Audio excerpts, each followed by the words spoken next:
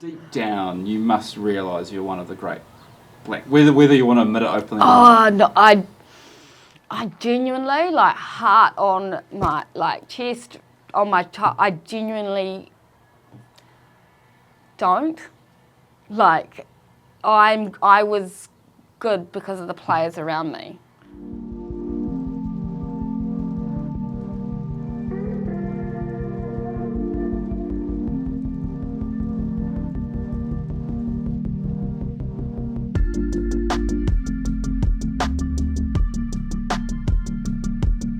What was it like growing up in Melton? Obviously, it's a bit bigger now, but it was really quiet. So where we are right now didn't exist. It was a field. I had a sand turf, so I grew up on a sand turf for hockey. But it was really cool. We had a little lifestyle block with, just farmy kind of stuff. So it's like horses, cows, chickens, sheep, no dogs. So obviously rounding up the sheep, that was me and my brothers and the family. So it was really cool. It was real humble, just real down to earth. And but I think more it's just like that family kind of thing, and just trying to instill those values of just, be a nice, kind human, really good, like just humble, appreciate people and what they do, but also, back yourself as well. And like with what I'm doing now with work and things like that, it's just trying to instill that you're not defined by where you've come from or how you've grown up. My parents, obviously, they're like my biggest cheerers and they supported heaps. I know that my mum didn't really, back in the day, she wasn't really given those opportunities. She loved sport and wanted to do sport, but that wasn't really, they lived in between Murchison, like just out of Murchison, so it wasn't really a thing for her, and so she didn't want to put that restraint on me. And I was a bit like her and loved sport, and I played everything, and then obviously each year I was just getting busier and busier, and she wouldn't choose. She made me pick something that would sort of drop out of things. So like my brother did trampolining, so I did trampolining, I was playing touch, and any kind of sport like that, I was just amongst it. And then, hockey was the last one standing, and here we are. When did you know you were handy with a hockey stick? I still don't.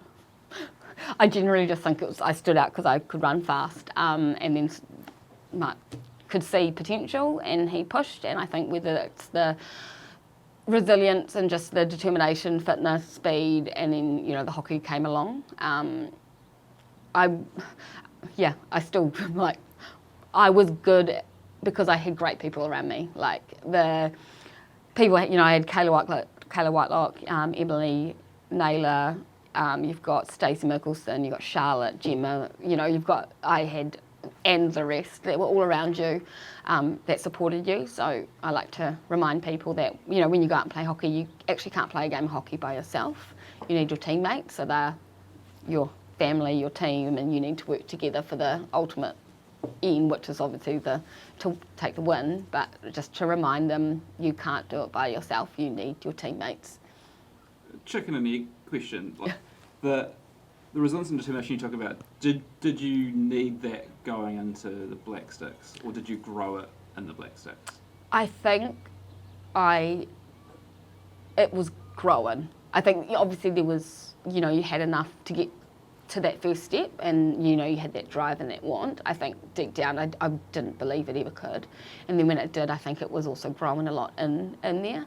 There's so many hurdles and things that you've got to overcome, lots of losses and wins and all those hard, tough trainings, and making sure you're not, you've got to turn up every day to your trainings, and just that drive and the passion. Like, I think that you need that to go, but again, in a team sport, you're turning up for your family and your teammates. You're turning up for them, they're turning up for you, and that's sort of, I think, what gets you through, those hard trainings that you're wanting to have a little vom over in the corner, and it's really tough and hard, but again, you're doing it with everyone and everyone's doing it together. So I love that team side of things, but I also do like the individual side is reminding them that you are yourself as well. So you've got your skills and your strengths, and you need to know those to be able to foster those and grow those, because I think, I was told once, you need to work on your weaknesses, but you need to practice your strengths. And Stacey Mickelson, you'd always see her out there with, she's an amazing dribbler, and then you'll see her doing that over and over again, and just her amazing stick work and things. So she's just an example. And, you work on what you need to work on, but you also work on your strengths. And, that takes a bit of time and desire and, the want to do it. What makes a great black stick then, do you reckon? I think a great black stick is, having that resilience, learning from your mistakes, knowing what you are good at, knowing what your weaknesses are so that you can work on them. Being a great team player, understanding your role in a team and what you can bring. And then also, how can you bring the best out of your teammates as well is a really good attribute to have. But just having that determination, the want, the desire, the love, I think, lots of things. What made you retire? You were only 29. You're a stone's throw from 300 games. You were the leading goal scorer for New Zealand. You probably still had a bit in the tank. From the face value. I did.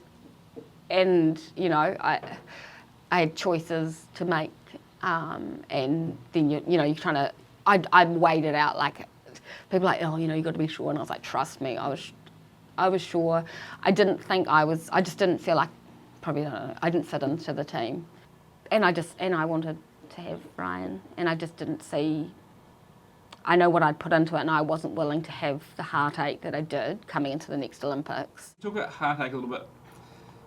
In the what ifs, 2 fourth place finishes in an Olympics. What did that feel like? At least we were consistent. That's my sort of go-to. But really, I'm like, oh. It was horrible. I don't even, you still be driving. You're like, I'm going to wake up. I understand we did so well in London. The expectation on us was 0. We made the semis, and then no one expected that from us. So we did. It was amazing, and you try and appreciate that. But the competitive side, and deep down, you're like, and did you know you get 4th place certificates? They suck. But one day I'll appreciate those. But so they're around. But and it kind of gave you the drive and that belief. I think it was a positive in terms of it gave us that belief that we could do it and we could compete on the world stage. When I think before that, whether, did we believe that? I don't know. But then to get 4th again, to be honest, I still feel like I'm going to wake up and, just that game. I still actually haven't watched it, but I just remember the feeling, even 2 minutes, 30 seconds to go. I was like, no, it's going to, it just felt like we were in control and it was just going to come. It just wasn't. So I don't know, that's still a very big blur and it hurt a lot and it still hurts. But then on the flip side, you go, oh, we did really well, but people out there know that, if you're at that competitive, that's not enough. We didn't go to be participants. We went there to get a medal. And again, the whole, I felt really bad. I know how much Kayla had worked to get back and to be there for the Rio. She was a mum. And, so you feel like you really wanted to do it for her.